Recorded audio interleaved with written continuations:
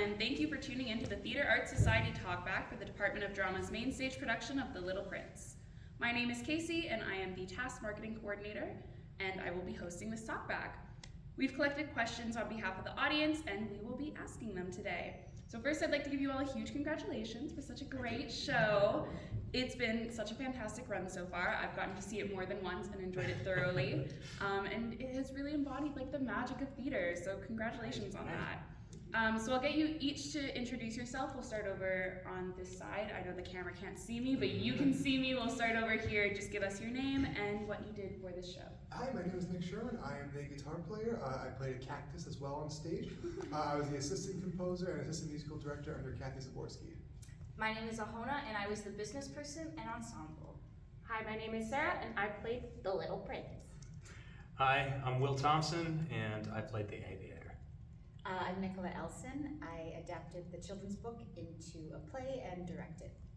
I'm Rachel Naboki, and I played the fox as well as some ensemble parts. Thank you. So I'll start off with a question for everyone, so we can just go down the line, or if any of you guys have like answers you want to blurt out, go right ahead. So this is our first TYA show at the university in quite some time. So how is it being able to perform for children instead of just stinky adults? Well, for myself, I'm quite new to theater as well, so I got to, this is a very fun experience. My first time performing in a theater show. So this was a very new experience for me, but kids are such a fun audience and they're very reactive, so very good time. They are so sweet. They bring such a good energy. They like bring so much wonder and awe into the world that like, if I didn't notice it before, those kids make me notice it, which is so sweet. Yeah, it's great to like hear their like reactions to the jokes and have them laugh and respond to us. Like you just have fun with the kids while they're watching the show, and it's really fun. Yeah, like exactly what everybody said. It's fun. Like children are they're at that point where everything is just gold. Everything is just boom, pow, kapow. You know, like everything is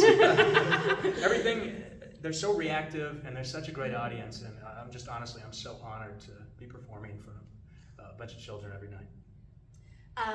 Well, it's my kind of passion to do a kids theater, but I was quite moved because we're post-COVID to see just a big group of children gathering together felt really special, and I'm a big believer that TYA is an opportunity to create community and to create empathy in children, so I think it's great. Yeah, it was very different. I think that when you perform for children, they kind of fill in the gaps.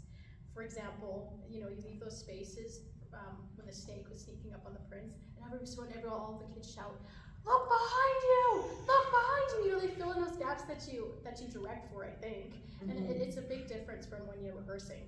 And I feel like adults don't do that kind of. Although it would be great if they did. Just have to give them a couple beers first. Yeah, exactly. We'll start with a question for Nicola. So you mentioned that this was your adaptation. You took the book and brought it to the stage. Can you speak to the process of what that was like? Well, it was just about how to make it short enough, really. It's an author who was going through an existential crisis and writing in poetry, but it was a kid's book, so even the relationship with the rose is really about his turbulent relationship with his wife, right? So there's all these kind of adult themes in there, and I think that's what attracts like people to love the book when they're older, but it's all the big images and things that attract when it's younger. So I think my task was to go, okay, how do I get all the lines that people love and keep them in there, and then trim the fat and really focus on how to make each moment seem magical through puppetry, through shadow theater, through music, all the way through kind of thing, right? So like to balance the maturity of the themes with aesthetics that really caught the imagination. Great. So obviously this had live performers and live musicians. You're all live performers. I meant live musicians. And you mentioned that you were the assistant, assistant composer. And now that I've said it that way, I can't even cut that out of the video. So can you speak to the process of creating the score for the show? Yeah, absolutely. So it was a lot of reading the script and working under Kathy as well. She gave me I said, all right, work on a couple of scenes you're choosing. She was allowing me to pick whatever I wanted. So instantly I wanted the snake. And then I also chose Bebop dance as well. And it was really fun. I really wanted to get into the mindset of what kids' ears react to. Nicola and I listened to a little bit of This Is Halloween from Night Before Christmas for some inspiration. And yeah, it was really fun to kind of get under the mindset, how are kids going to react to this audibly, and are they going to dance? Are they going to enjoy it? And yeah, it was really fun to compose for it. It's fun to listen to.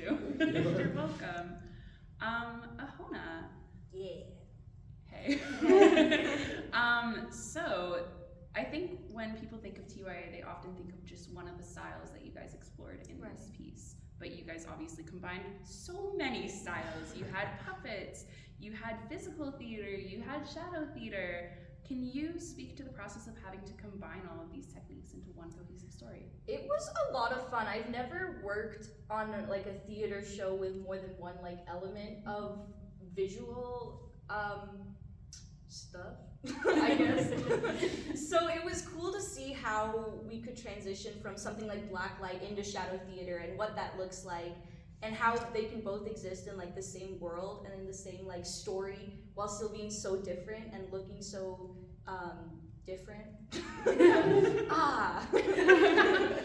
enough. Were there any like major challenges in having to kind of explore and like get really, really good at all of these different Talk about techniques? the foot and the coordination with two other people. Oh, yeah. So I played a little foot guy, and the original plan was that I would be my own hands, but that was such a physical challenge for me. So we had two other people who would sit next to me, and they were my right arm and my left arm. Rachel was my left arm. Hey. And just the practice of how my head would move and how their hands would move into a certain way to make it seem like I'm saying a certain thing or making a certain expression, even though it's just some googly eyes on my foot, was very fun, very challenging. None of us could see, which was so exciting and different every night. But it was good. It was really good. I think the main thing was like timing between each of the different mediums and seeing how quick we could do it without it being such a shock. Yeah. Speaking of your foot, Yes. I have a question for Rachel. So a lot of the puppets in this show are very collaborative and they have more than one operator, but they all come off as very unified, cohesive entities. So can you speak to the process of having to work with so many people to create one being? I think, so the business person was certainly a challenge because we were blind. But for the snake, that was interesting because we had to move in a cohesive way. For example, we had to, kind of have this swaying movement that brought the snake to life. And that could be a little tricky because at the same time you have to shake the tail and you have to make the head movements, right? So sometimes you had to distribute the weight a little bit differently. So And it was heavy. It was heavy. Yes, Carson. You made it look light. I know Carson actually had to. He started working out just for that one. Yeah. But yeah, it's definitely. It is a challenge to make it cohesive. It takes practice, but I think we pulled it off well, and it gets easier as you go. And the Vain Monarch was the other one with Lily on the feet, Yeah. hidden in the trap, not really seeing what's going on, right? So. I always forget that's two people. It just looks like one. Great. So I have a question for Will next. Yeah. You and the Little Prince developed such a strong relationship on stage. Yeah. So can you speak to the non-traditional method of having to create that relationship with a puppet? With a puppet, yeah. It's strange, but I wouldn't say I'm a method actor or any sort of, out there, in my opinion, out there kind of ways of acting, but you kind of have to look at the Little Prince like he's real. Like he's a real person. Like it's literally in front of you. How you see the puppet, right? That's there. The puppet is reacting to you. The puppet is a sentient living thing. That's essentially kind of how you have to look at it. And once you get past that hump, it's way easier. So if the Little Prince, when he goes away, that's when the aviator, his friend is literally going away. That's his friend at this point. So it's really unique creating that dynamic as a lot of work goes into it, and just a lot of things you can associate with that relationship. It's a blessing for sure. He's got such a sweet face. That's so cute. How can you not trust No. He is real. What are you talking about? I'm a real boy. That was a great segue into my question for Sarah. So, obviously, you and all the cast had all such wonderful voices in this show, but yours is the one that we hear most consistently. So, can you speak to the process of finding the voices for these characters and how long that took you? Finding the voice for the Little Prince was a little bit of a journey. Initially, when we were like doing the audition process, I just kind of Nikki's like, "Do you have any voices?" And I'm like, "Here's one." And then and then we really loved it. So it was a lot of playing around with what I can do with it. Obviously, like discovering like laughing, crying, all of the different vocal sounds that humans make, and then also learning how to do it healthily and not give myself vocal fry, which I did, but we recovered. But it's definitely like a very large process, and it kind of helps distinguish, particularly for me from the character. Plus it's also just a fun little party trick just to pull out of your back pocket and just be like, "Hi guys." I'm glad you did that, because I was just going to ask you to pull it out of your back pocket. What would you like to know, Casey? Oh my gosh, you threw me off my game. I'm going back to my notes now. Great, so I have one last question, and it'll be for all of you. This is less of a information-based question, but just a sweet one that we like to ask at the end of every talkback. So can you all share what a highlight of the show has been for you, whether that be a highlight from the rehearsal room, a highlight from performance, or just part of the show that you really enjoy? We'll start over here. Yeah, so I gotta say, being kind of almost it sounds kind of almost like the outsider coming in with being a musician and working on the music, it's been very heartwarming and nice to hear and to feel the reception and the open arms that my cast and crew has had for me, and fellow musicians. They've really accepted me. I feel like I've gained a whole bunch of brand new friends from this experience, and honestly, I can't thank Nikki and Kathy enough for giving us the experience of this, and yeah, it's one of the best experiences of my life, definitely. We have such a sweet cast and crew. Every show, whenever we're backstage crossing paths to get to our new place of entrance or grab a prop or whatnot, we always give each other a little thumbs up or a little A-OK just to check in and make sure that we're not burning out, or if we've gotten water, or if we're doing okay, which is so sweet and so nice to have a little doing good before we do the next scene, which is so cute. Yeah, I think my favorite part is bad that I have to say everything. But if I had to narrow it down, it would just be the process, and we just had so much fun, and like these guys said, the cast is just so connected to each other. We are always checking in on each other, making sure we're having fun, being all A-OK, and really just being really, really supportive. Cause this show, it has some hard-hitting topics. I nearly cry at the end of every single show, but being able to check in with each other and ask how are you really doing, and being able to kind of take care of each other in those harder moments, and then have a lot of fun in those really lighter moments, has just been a wild ride, and it has been so great. For me, it would be getting to work with everybody. I'm so thankful that this cast is so dedicated and committed to their work. It's inspiring from a standpoint of hard work, and I'm so thankful to be working with Nicola as well. Her guidance and her patience, I'm very thankful for, very grateful for, and it's allowed me to blossom into the best version of the character that I believe it could be. And just all around, I'm very thankful for everybody who worked on this. Everybody is so committed and so just drilled in, dialed in to what they want to do. It's wonderful to see. Oh, well, you're gonna make me cry for real now. Oh man, I was they're all gonna talk about specific moments. I'm gonna talk about the people, and I'm damn it, everybody. But I do think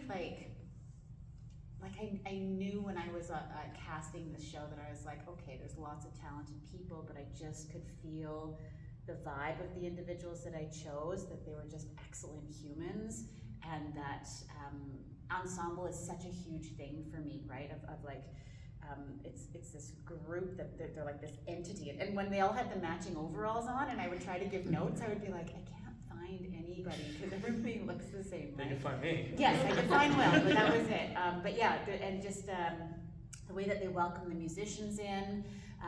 I just have to say on the camera so that everybody knows, the musicians are dressed like cactuses. Their band name is the Little Pricks. Oh.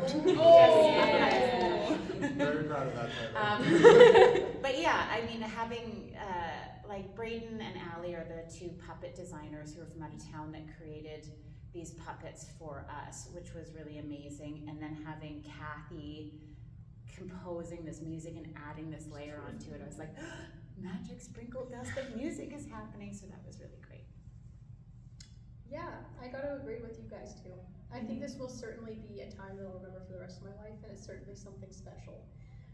We don't usually have this much time to work on a main stage. We were casted in September, Yeah. so it's been about 6 months now. 2 workshops in addition to rehearsals. Yeah. So it's been a process, and I've loved every moment of it. As for moments in the play, doing the Baobabs was so much fun. Like shaking your butt at the audience, that was so much fun, and the kids loved it. Yeah. And it's Rachel's birthday. You beat me to it. You beat me to it. That was the first line of my outro. So before we end, it's Rachel's birthday. So thank you, Rachel, for celebrating with us. So on behalf of the Theater Arts Society, we'd like to thank you all for taking the time to join us today and answer some questions. We truly value your time and effort and appreciate you being here today. And I'd once again like to congratulate the cast for such an amazing show. So yeah, you guys can keep an eye out for more talkbacks with Theater Arts Society at Theater Arts Society, including one for the next main stage, Tomorrow Love, and the Theater Extra show, The Atomic Age. Thank you, and have a Thank you wonderful very night. much. Thank you.